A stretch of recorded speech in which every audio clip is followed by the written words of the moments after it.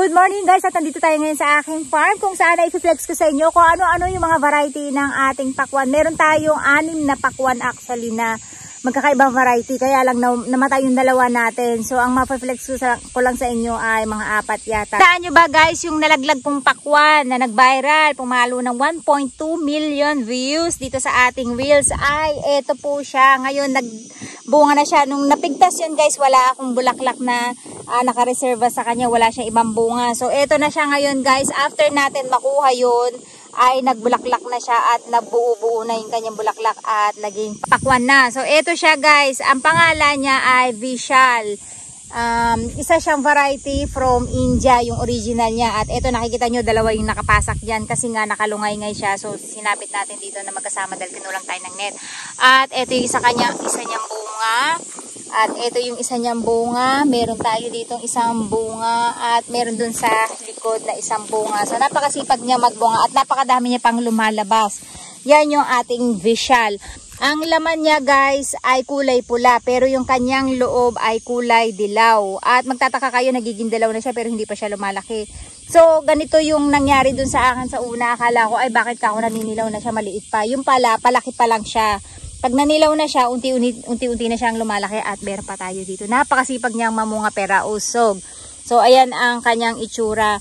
At sa pag-aalaga ng pakwan, lagi ko lang i-remind sa inyo. Ito pa isa. Kasi meron nagsasabi sa akin na kung bakit daw nakaangat siya. Yan guys, kasi yung method na hindi ako maputukan ng pakwan. Kasi kung nakalapag siya at maulan na ganitong panahon ay posible na masira yung ating mga pakwan kung nakalapag lang sila. Unlike na nakaangat sila, protektado sila. At basta minute tayo, hindi na sila babagsak na katulad ng ating time na nalaglagan tayo ng pakwan dahil nakasabi siya dito and then wala siyang net nun. So nung humangin ng malakas ay nalaglag siya. Ayan guys, nakikita nyo? Napakadami nilang bunga. Ayan o, napakasipag, diba?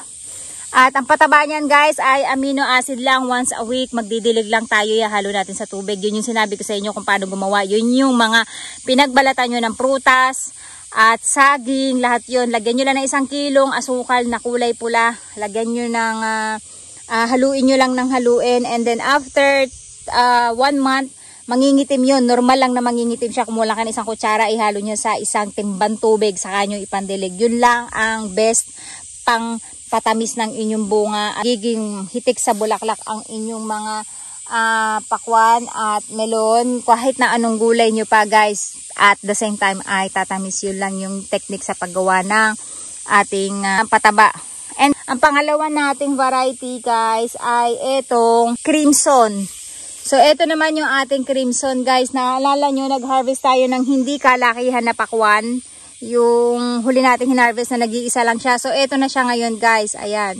Nakita nyo, lumalaki na sila. At andito yung iba guys. Ayan. Ayan. Eto yung ating crimson. Hindi to masyadong malalaki guys. Ang bunga niya katulad lang nung ating pagkaka-harvest nung last time. Eto siya guys. Ayan. So, ang maganda sa kanya guys, kulang siya sa buto. Hindi siya masyadong mabuto. And then yung isang dark green natin na katulad na sa Pilipinas, ang tawag naman nila dito, black watermelon. Ang problema guys, namatay yun. 2 tanim ko, isang seedless, isang may buto. So wala na tayong ma-flex na gano'n na bunga. Ito, kasama to doon sa ating crimson. Ayan, palaki pa lang sila guys. So yan yung mga bago natin na pakwan guys. Kasi naka-harvest na tayo. Yung mga pakwan natin ay halos na harvest na natin. And then ito yung mga nasira nating pananim. So may namatay tayong isang pakwan dito. Ito yun guys. Ayan. Ang plano ko dito ay papakain natin sa pagong. So ngayon ang ginagawa ko dito ngayon guys ay naglilinis ako ng farm. Nakita nyo yung mga patay na dahon.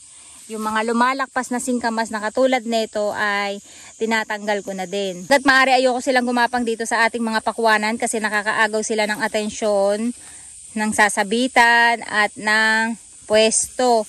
Kasi hindi natin tatanggalin tong net natin dito. So kung kailangan ay doon siya sa gapangan niya. Huwag dito sa ating gapangan ng pakwan at melon. Kasi para hindi sila aaway o naglalaban. So ito yung bago nating tanim na pakwan. Humabol tayo, nakabili tayo ng isa. Ayan. Ito yung hindi masyadong malaki guys. Ito crimson din to. hindi siya kalakihan guys. Kaya lang ito, tingnan nyo, mamamatay na itong maliit na pakwan na to. So ang kagandahan, nagkakaroon siya ng panibagong sanga niya dito. Kaya yung pinaka main niya ay hindi na lumaki. So ang ginagawa ko kanina ay nagsabit ako ng mga net. Yung mga pinag-harvestan natin, siya ko namang sinabit dito sa mga bagong bunga ng ating pakwan. Ayan o, nakita nyo, nagkakalas tayo ng ating mga dahon. Kasi maganda talaga guys, malinis palagi ang inyong taniman. Walang mga patay na dahon kasi pamamahayan niya ng insekto yung ilalim niya. So magiging cause yan ng pagkakaroon ng sakit. And then nakikita nyo naman to guys, yung hinaharvest natin na hindi kalakihan. Eto, hinog na rin to. So hinihintay ko na lang yan kung may dadalaw sa akin para may maiuwi sila or makain. Ang tawag sa kanya ay yellow petit. Ayan, yellow petit sa Japanese ay golden ball. Ayan, dahil dilaw yung kanyang laman. At ito yan, yung mga bunga niya, yung nasa ilalim. May mga na-harvest na tayo dito, so tinanggal ko lang. 4 yata yung na-harvest natin dito.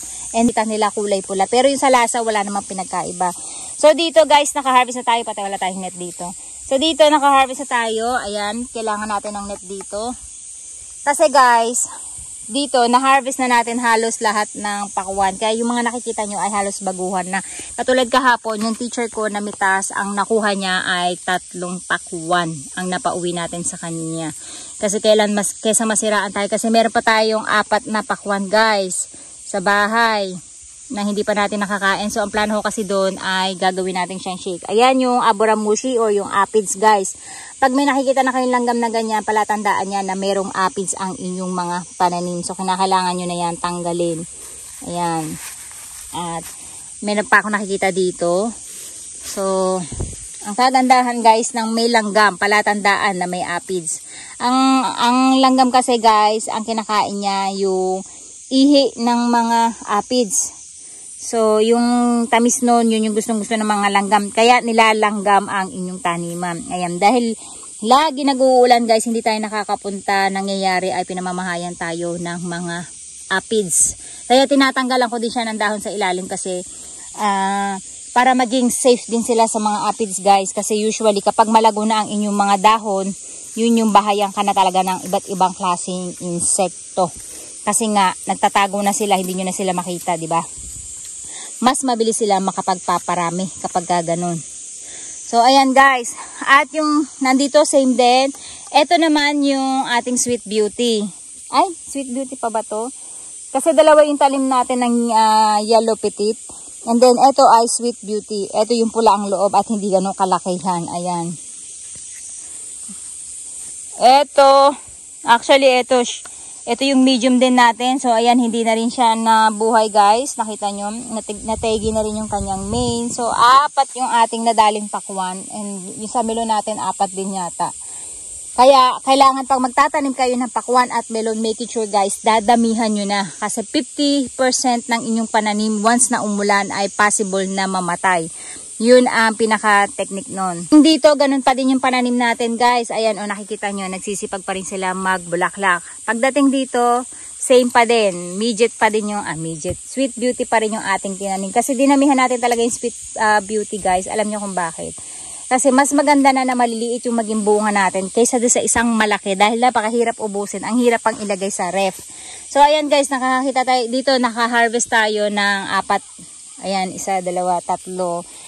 Meron pa isang net natin, kinuha na natin nung last time. Ayan, nag-i-start ulit siyang magbulaklak. Oo, yung teacher ko dito siya kumuha kahapon. Tapos ayun yung 2 bunga natin. So sad lang, 2 yung bunga natin na nakalapag. At possible kapag umulan guys, sila yung unang-unang mabilis puputok. Kasi alam niyo kung bakit. Dahil nakalapag sila. So sila yung unang-unang mag-absorb ng tubig ulan. At nakikita nyo yan guys, nag-uugat. Kapag yan ay natusok niya sa lupa, ay meron kayong panibagong cuttings ng inyong pakwan. Ayan. Kaya ang gagawin nyo, katulad nito, ang ginagawa ko lang, tinutusok ko na siya sa may lupa directly. Ayan, para tumusok siya dito sa ating lupa. At pag nasira yung mother niya, yung mother plant niya, meron na siyang nakatambay dito na pwedeng maging bukod na ugat. So, pag pinautol natin yan, hindi siya damay. So, ganun lang yung gawin nyo guys. Napakadaling gumawa ng cuttings ng pakwan and okra, ng kamatis, ng ano-ano pa ba. Marami tayong ginawang cuttings guys from ano lang nila, mother plant lang nila. So ayan yung ating isang pakwan. Ganyan lang mangyayari guys. Once na nag-harvest na kayo ng inyong bunga, magdedire-diretso sila ulit ng bulaklak. Pero syempre tulad ng sinabi ko, alagang pataba, alagang amino acid para mag-continuous yung kanilang pamumulaklak at masarap na bunga. And then syempre sasamahan nyo din siya ng potassium, magnesium. Ang potassium guys ay nakukuha naman sa saging at iba pa. I-search nyo lang sa Google. And then yung magnesium nakukuha yan usually sa mga shell foods, sa itlog ng manok. At meron din sa seaweeds. May magnesium din ang seaweeds at yung mga bubuyog dito guys. Hindi ko na pinapansin. Pagod na ako tumakbo. So ito yung ating, ayan, alokbati, humahaba na naman, so kailangan natin mag-harvest later. Pero as of now, ang nililinis ko na muna ay yung mga patay nating melon. So ayan lang guys, yung mga variety ng ating pakwan